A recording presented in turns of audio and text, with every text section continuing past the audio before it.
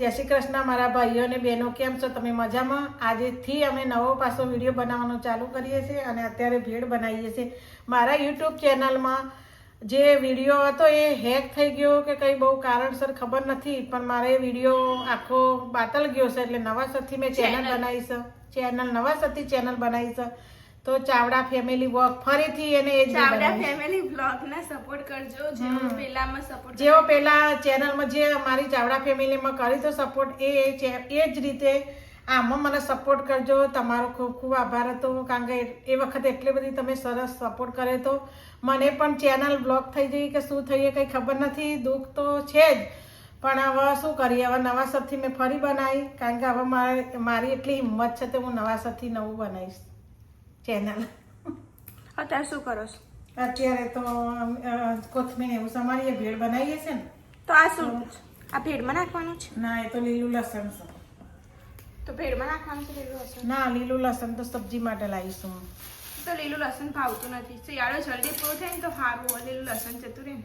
લસણ વગર તો સારું ના લાગે. લસણ બહુ સારું સેહત માટે. તો કોથમીર શેના માટે? કોથમીર પણ ચટણી બનાવવા માટે, અને એના અંદર ગ્રીન ચટણી બનાવીશું ને એટલે એના માટે નાખીએ ચટણી. હવે પછી આ ધોઈ કાઢું ને થોડું. મને દુઃખ તો થયું છે ચેનલ માટે વધારે, પણ શું કરીએ હવે? જે થયું સારા. તમે બધા સપોર્ટ કરજો. જે રીતે મને સપોર્ટ પહેલી ચેનલમાં જે કર્યું હતું ચાવડા ફેમિલીમાં, એ રીતે જ આ જ ચાવડા ફેમિલી જ છે અને એ જ મેં નામ આપ્યું છે.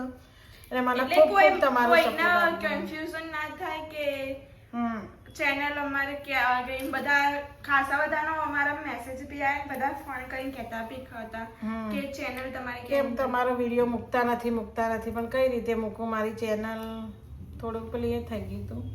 દુઃખ તો થાય, પણ હવે શું કરીએ? હવે બનાવવું તો પડશે જ. નવાસરથી મેં નવું, કારણ કે હું હિંમત હારવામાં શું નહીં, આપણે એવું છે કે બનાવી જ દઈએ ચેનલ. અને નવાસરથી નવું એમાં શું વાતો, 6 મહિના પછી થશે મારે. પણ શું કરે? આ બટાકા રગડા કે છે ને, રગડો બનાવું છું પેટ માટે. બટાકા રગડા નથી, રગડા પેટી, રગડા પેટ વાળું. એટલે રગડું બનાવવાનું શરૂઆત કરી દીધી. રગડું આના અંદર તો ગ્રીન ચટણી નાખી દે. ગ્રીન ચટણી નાખું છું, પણ હજુ બનાવવાની બાકી છે ને, એટલે હવે બનાવું. થોડું ધીમે ધીમે થાય ને ત્યાં સુધી. હળદર નાખીએ, આ મરચું, ધાણા જીરું, પછી આમાં સંચળ નાખવાનું. 1 મિનિટ પાણી લાવજો બધું. જો શું કર્યું? મમરા વઘાર દીધા અને આ રગડાની તૈયારી. હવે ચટણી પછી કોથમીરની બનાવી દઈએ. સંચળ નાખવાનું, થોડું આંબલીનો પલ્પ નાખવાનું અંદર. થોડું સંચળ નાખીએ એટલે સ્વાદ અનુસાર સારું લાગે.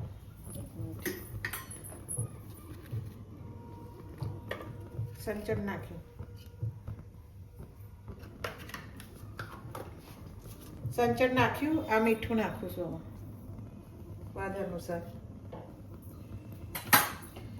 હવે ગરમ મસાલો થોડો નાખી દેવાનો. હજુ રગડો ઉકળશે એટલે સરસ થઈ જશે. ધીમા તાપે જ રાખવાનું હતા. હાલની રગડું બની જાય એટલે તમને બતાવીએ. ગરમ મસાલો નાખવાનો અંદર, પછી આંબલી છે અને જે આંબલી બનાવી છે ચટણી મીઠી, એમાંથી થોડુંક ખટાશ વેડીએ પાણી. એનો ટેસ્ટ વધારે સારો આવે. ખજૂરની ચટણી છે ને, તો હું કાઢીને બતાવું તમને. ખજૂરની ચટણી, આ ગોળ અને આંબલી આમાં થોડું મિક્સ કરી, પછી ગ્રીન ચટણી આમાં નાખવાની થોડી, એટલે સરસ લાગે. લીલા મરચાં ને કોથમીર, ધાણા કે આનો મતલબ અહીંયા એટલે ધાણા, કોથમીર આપણી સાદી ભાષામાં કોથમીર. આ ધોઈ લઈએ આપણે.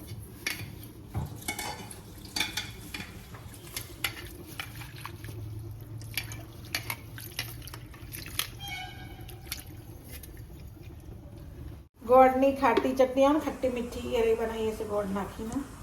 લાઈટ જતી રહે ને, અને લાઈટ જતી રહી છે, ડિસ્ટર્બ થઈ ગયું. હવે આમાં કેવી રીતે ચટણી બનાવી છે, ગ્રીન ચટણી ક્યારે લાવી દે હવે જલ્દી આવી જાય થારો નકા અધૂરું કોણ રહી જશે. આમાં શું નાખ્યું છે તે? આમાં ગોળ ને આંબલી, આમાં સિંગ, લીલું સૂકું લસણ, પછી કોથમીર, મીઠું અને આ લીંબુ નાખવાનું છે ને મરચાં. આ 4 મરચાં લાઈટ આવે એટલે પછી કરીએ. કરી લીંબુ નીચોય કાઢીએ આપણે અંદર.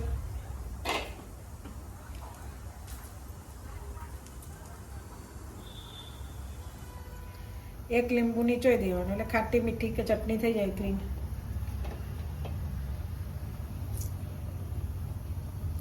અને મીઠું નાખી દેવાનું થોડું.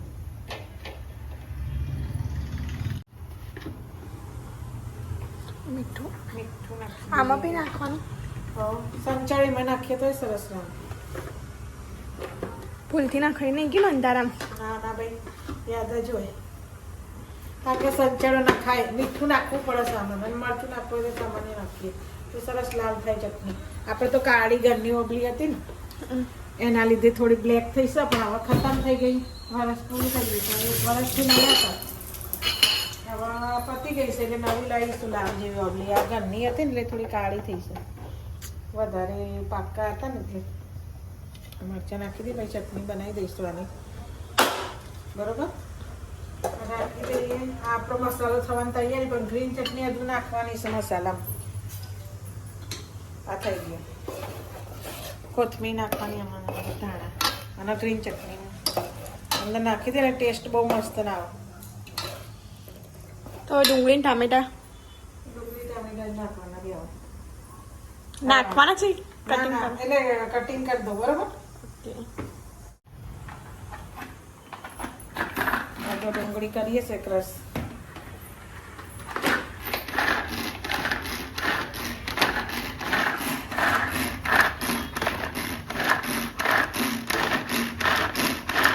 જેટલી નાની કરવી એટલી કરાય. આટલી જો અંધારામાં બેડ બનાવવાનું કરાવી દઈશું પહેલી વાર. અંધારામાં બનાવીશું એવું કરીશું.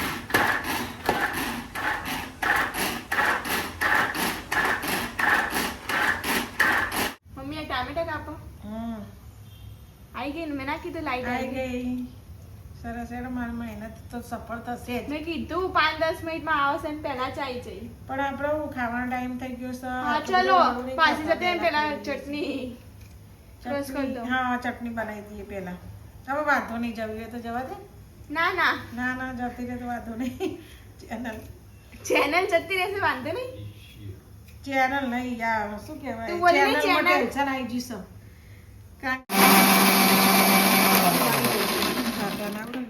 પેલું રાખીશ કપડું.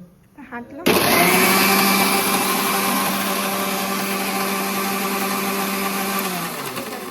થવાની તૈયારી છે. થઈ ગઈ.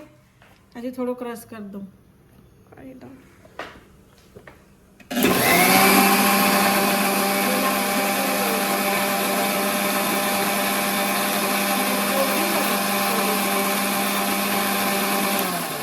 રેડી થઈ ગઈ છે. કોથમીરની દાણા, કોથમીરની, મરચાંની, લસણની. આનો ટેસ્ટ બહુ સરસ આવે. તમારે ભેળમાં નાખવાનો એટલે બહુ સરસ લાગે. એટલે મેં અલગથી બનાવી આપી. આમ તો ચટણી ખરી, પણ ભેળમાં આ રહી જો એમ. આ લીલી ચટણી મેં નવી કરી જો. આમાં નાખવાની નથી ચટણી. ના, એ તો પછી પેલામાં જ લઈ લઈશું. જો આ રીતે કેટલું મસ્ત બન્યું છે એનું પેલું. આવી ચટણી બનાવી એટલે આપણે શરીર માટે હેલ્ધી અને ભેળ બી હેલ્ધી. અને આ જો અમે ટામેટા, મરચાં બધું સમારી દીધું છે. આ ટામેટા અને ડુંગળી, આ બીટ શેણીની અંદર નાખવા માટે આ લીલી ચટણી, આ ટામેટા અને ડુંગળી, આ સિંગ, આ ખાટી મીઠી ચટણી, આ રગડો કહે છે ને જે બટાકા અને વટાણાનો એનો, અને આ મમરા વઘારેલો. તો સરસ એવી ભેળ થઈ ગઈ છે. તો ખાઈ લઈએ. ગ્રીન ચટણી ખાસ નાખવાની. વિડીયો ગમે તો લાઈક, શેર અને સબસ્ક્રાઈબ કરજો. અને ફરી સપોર્ટ બધા કરજો ભાઈઓ અને બહેનો.